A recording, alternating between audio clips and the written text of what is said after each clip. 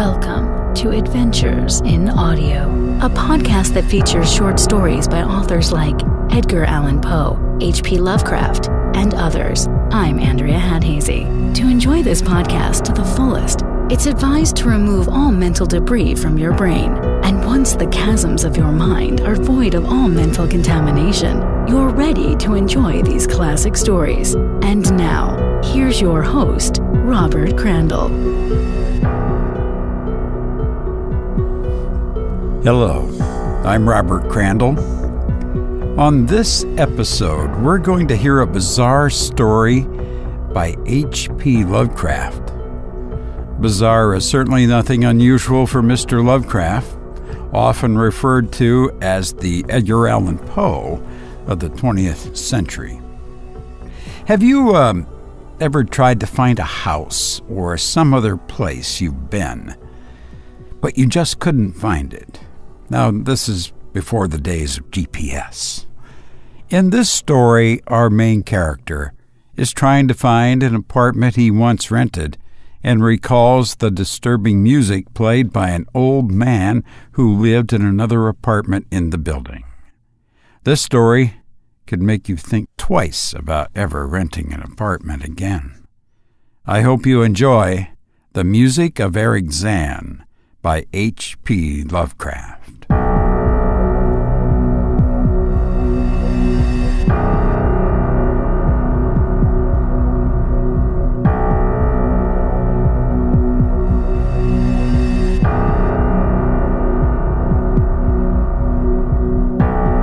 I have examined maps of the city with the greatest care, yet have never again found the Rue d'Orsay.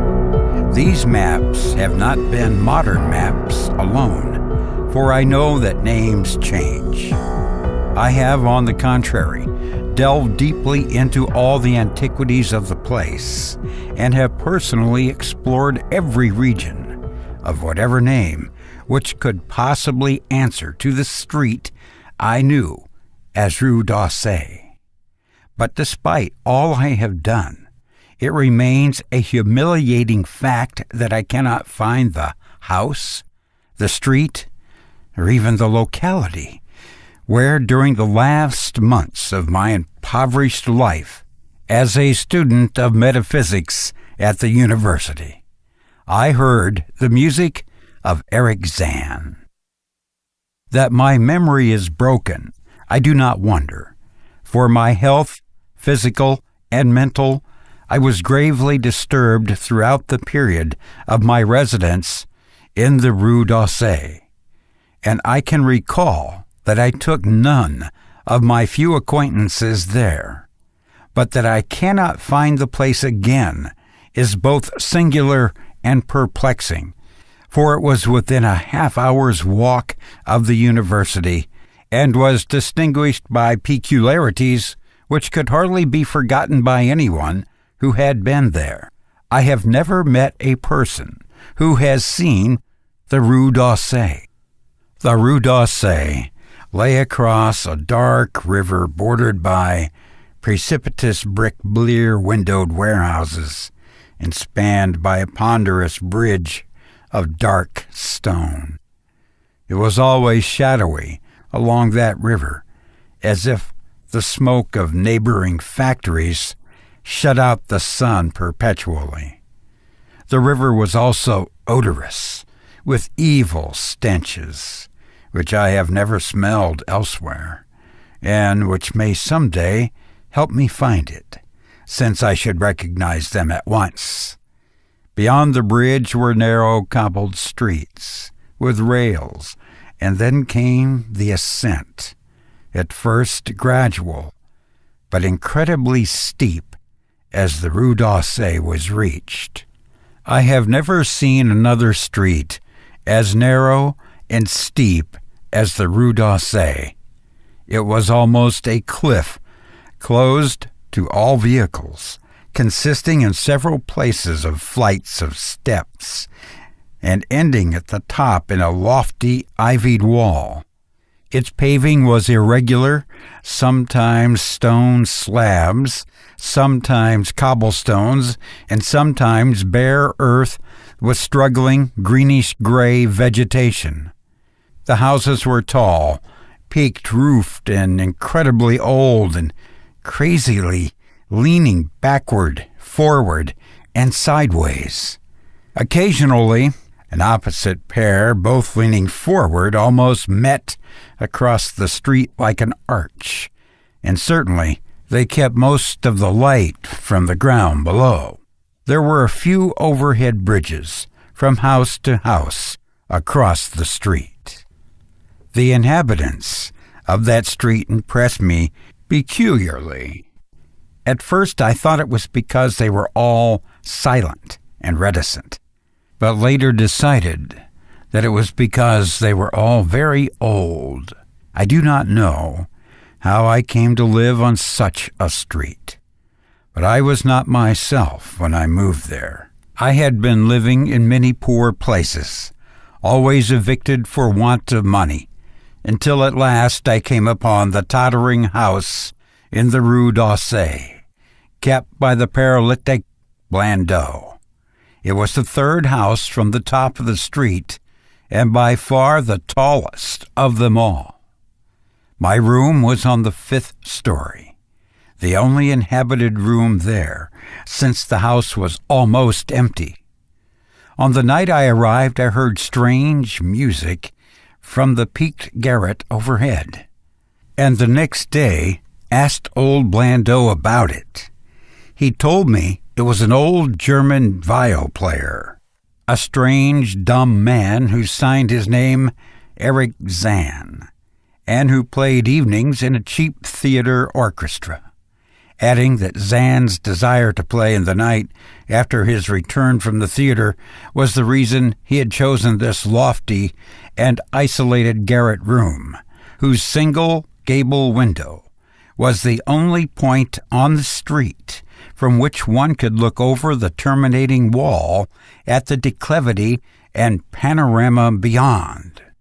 Thereafter, I heard Zann every night, and although he kept me awake, I was haunted by the weirdness of his music.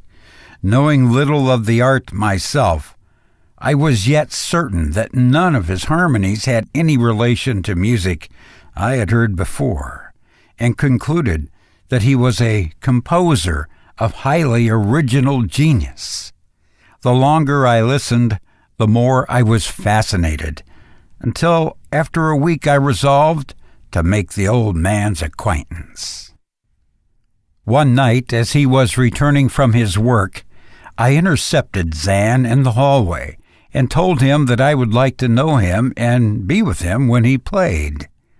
He was a small, lean, bent person with shabby clothes, blue eyes, grotesque, satyr-like face, and nearly bald head, and at my first words seemed both angered and frightened. My obvious friendliness, however, finally melted him, and he grudgingly motioned to me to follow him up the dark, creaky, and rickety attic stairs.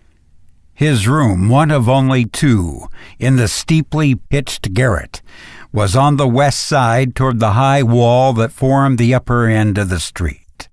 Its size was very great, and seemed the greater because of its extraordinary bareness and neglect. Of furniture there was only a narrow iron bedstead, a dingy washstand, a small table, a large bookcase, an iron music rack, and 3 old-fashioned chairs. Sheets of music were piled in disorder about the floor. The walls were of bare boards, and had probably never known plaster, whilst the abundance of dust and cobwebs made the place seem more deserted than inhabited. Evidently, Erich Zann's world of beauty lay in some far cosmos of the imagination. Motioning me to sit down, the dumb man closed the door, turned the large wooden bolt, and lighted a candle to augment the one he had brought with him. He now removed his vial from its moth-eaten covering, and taking it, seated himself in the least uncomfortable of the chairs. He did not employ the music rack, but offering no choice and playing from memory, enchanted me for over an hour with strains I had never heard before, strains which must have been of his own devising. To describe their exact nature is impossible for one unversed in music. They were a kind of fugue with recurrent passages of the most captivating quality, but to me were notable for the absence of any of the weird notes I had overheard from my room below on other occasions. Those haunting notes I had remembered, and had often hummed and whistled inaccurately to myself. So when the player at length laid down his bow, I asked him if he would render some of them. As I began my request, the wrinkled satyr face lost the bored placidity it had possessed during the playing, and seemed to show some curious mixture of anger and fright, which I had noticed when I first accosted the old man. For a moment I was inclined to use persuasion, regarding rather lightly the whims of senility, and even tried to awaken my host's weirder mood by whistling a few of the strains to which I had listened the night before. But I did not pursue this course for more than a moment, for when the dumb musician recognized the whistled air, his face grew suddenly distorted, and with an expression wholly beyond analysis, and his long, cold, bony right hand reached out to stop my mouth and silence the crude imitation. As he did this, he further demonstrated his eccentricity by casting a startled glance toward the lone curtained window, as if fearful of some intruder, a glance doubly absurd, since the garret stood high and inaccessible from all the adjacent roofs, this window being the only point on the steep street, as the concierge had told me, from which one could see over the wall at the summit. The old man's glance brought Blandot's remark to mind, and with a certain capriciousness I felt a wish to look out over the wide and dizzying panorama of moonlit roofs and city lights beyond the hilltop, which of all the dwellers in Rue d'Orsay, only this crabbed musician could see. I moved toward the window, and would have drawn aside the nondescript curtains, when, with a frightened rage even greater than before, the dumb lodger was upon me, this time motioning with his head toward the door, as he nervously strove to drag me thither with both hands. Now, thoroughly disgusted with my host, I ordered him to release me, and told him I would go at once. His clutch relaxed, and as he saw my disgust and offense, his own anger seemed to subside. He tightened his relaxing grip, but this time in a friendly manner. Then, with an appearance of wistfulness, crossing to the littered table, where he wrote many words with a pencil in the labored French of a foreigner. The note which he finally handed me was an appeal for tolerance and forgiveness. Zann said that he was old, lonely, and afflicted with strange fears and nervous disorders connected with his music and with other things. He had enjoyed my listening to his music, and wished I could come again and not mind his eccentricities, but he could not play to another his weird harmonies, and could not bear hearing them from another, nor could he bear having anything in his room touched by another. He had not known until our hallway conversation that I could overhear his playing in my room, and now asked me if I would arrange with Blandot to take a lower room where I could not hear him in the night. He would, he wrote, defray the difference in rent. As I sat deciphering the execrable French, I felt more lenient toward the old man. He was a victim of physical and nervous suffering, as was I, and my metaphysical studies had taught me kindness. In the silence, there came a slight sound from the window. The shutter must have rattled in the night wind, and for some reason I started almost as violently as did Erich Zann. So when I had finished reading, I shook my host by the hand and departed as a friend. The next day, Blando gave me a more expensive room on the 3rd floor, between the apartments of an aged moneylender and the room of a respectable upholsterer. There was no one on the 4th floor. It was not long before I found that Zann's eagerness for my company was not as great as it had seemed while he was persuading me to move down from the 5th story. He did not ask me to call on him, and when I did call, he appeared uneasy and played listlessly. This was always at night. In the day he slept and would admit no one. My liking for him did not grow, though the attic room and the weird music seemed to hold an odd fascination for me. I had a curious desire to look out of that window, over the wall, and down the unseen slope at the glittering roofs and spires which must lie outspread there. Once I went up to the garret during theater hours, when Zann was away, but the door was locked. What I did succeed in doing was to overhear the nocturnal playing of the dumb old man. At first I would tiptoe up to my old 5th floor. Then I grew bold enough to climb the last creaking staircase to the peaked garret. There in the narrow hall, outside the bolted door with the covered keyhole, I often heard sounds which filled me with an indefinable dread, the dread of vague wonder and brooding mystery.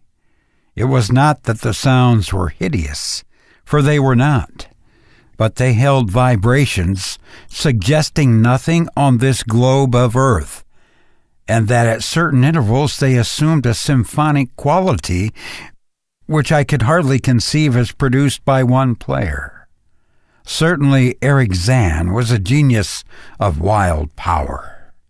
As the weeks passed, the playing grew wilder, whilst the old musician acquired an increasing haggardness and furtiveness pitiful to behold.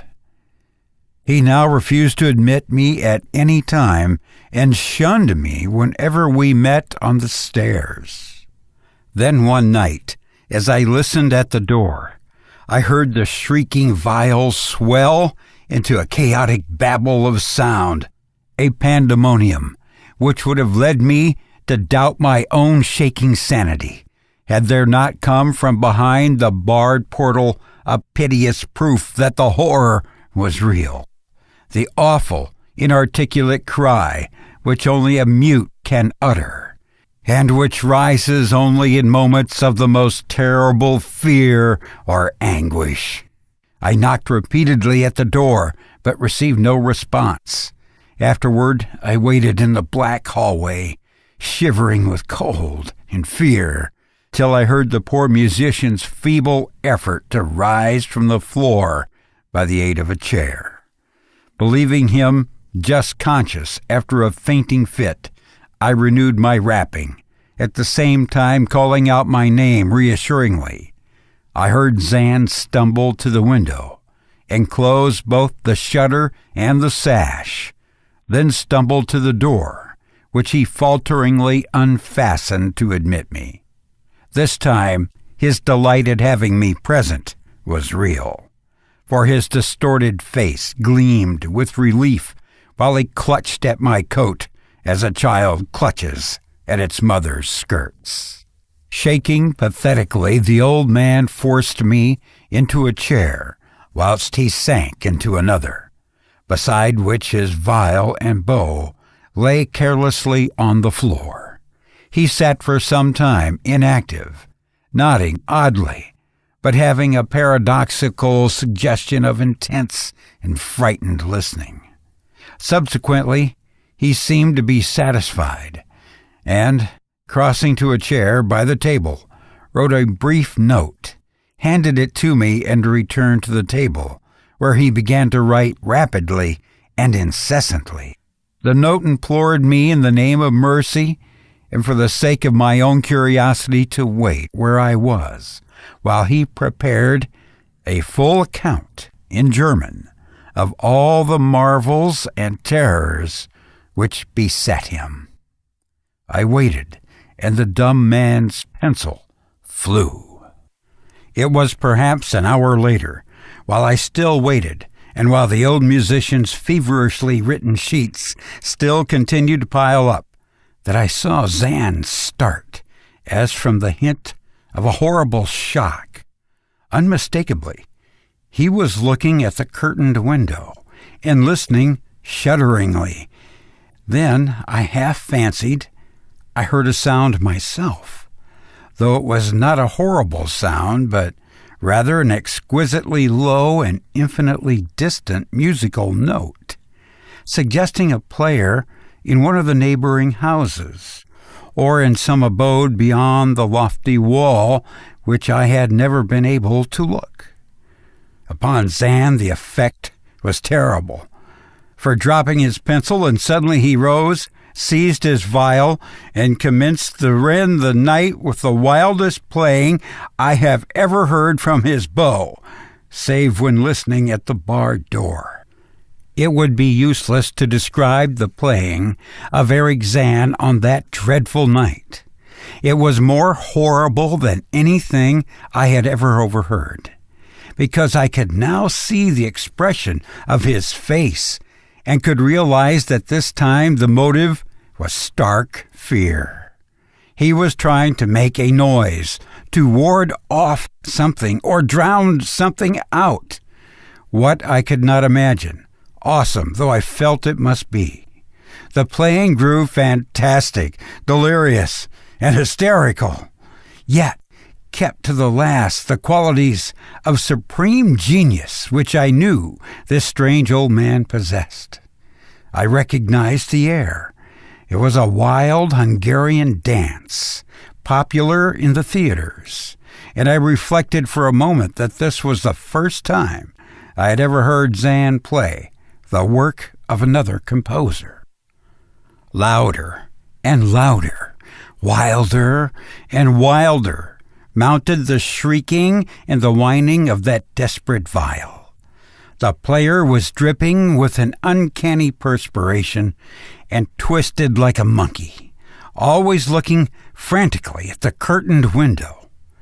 In his frenzied strains, I could see shadowy satyrs and bacchanals dancing and whirling insanely through the seething abysses of clouds and smoke and lightning.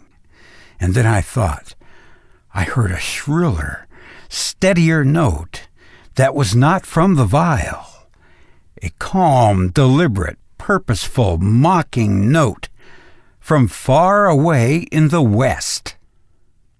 At this juncture, the shutter began to rattle in a howling night wind which had sprung up outside as if in answer to the mad playing within. Zann's screaming viol now outdid itself, emitting sounds I had never thought a viol could emit. The shutter rattled more loudly, unfastened, and commenced slamming against the window.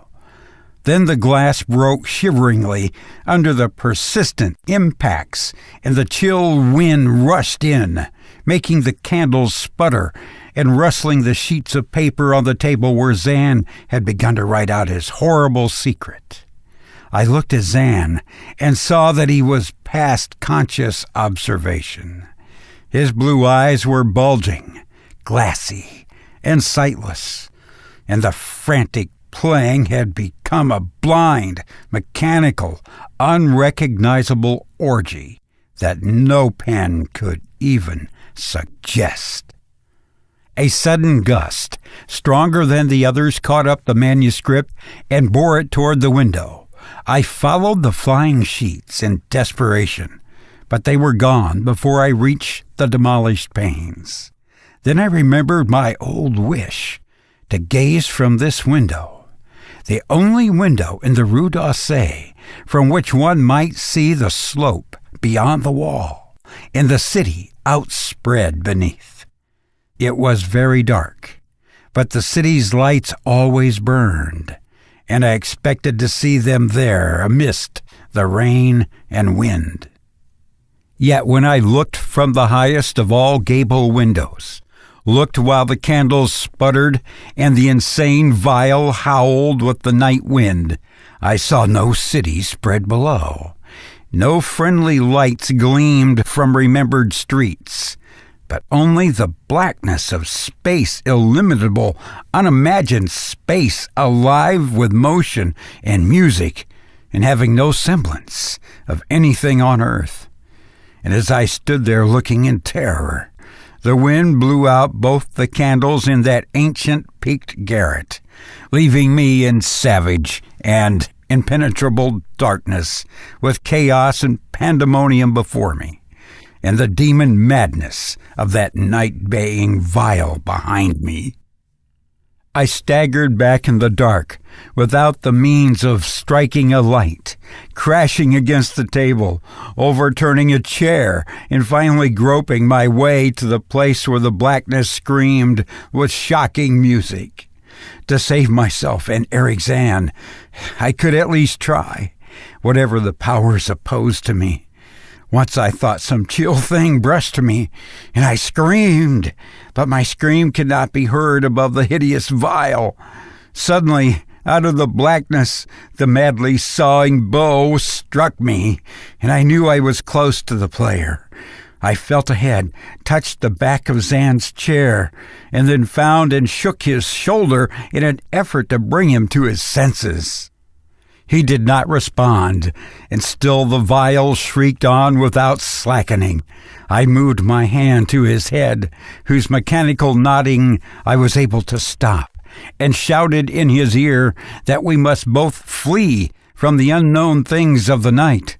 But he neither answered me nor abated the frenzy of his unutterable music, while all through the garret strange currents of wind seemed to dance in the darkness and babble. When my hand touched his ear, I shuddered, though I knew not why till I felt the still face, the ice-cold, stiffened, unbreathing face, whose glassy eyes bulged uselessly into the void.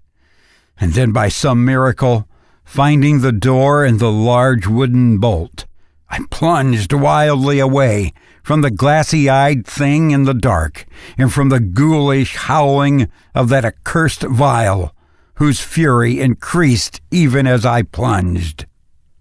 Leaping, floating, flying down those endless stairs, through the dark house, reaching mindlessly out into the narrow, steep, and ancient streets of steps and tottering houses, clattering down steps and over cobbles to the lower streets and the putrid canyon-walled river, panting across the great dark bridge to the broader, healthier streets and boulevards we know.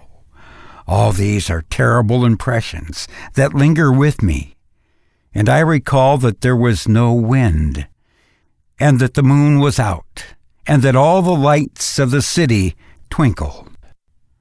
Despite my most careful searches and investigations, I have never since been able to find Rue d'Orsay. But I am not wholly sorry, either for this or for the loss in the undreamable abysses of the closely written sheets which alone could have explained the music of Erich Zann.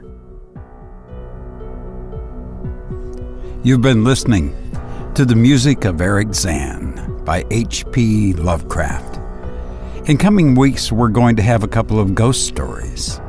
So you don't believe in ghosts? Well, we'll see about that. H.G. Wells, of War of the Worlds and Things to Come fame, as well as many others, wrote a chilling ghost story. You won't want to miss it.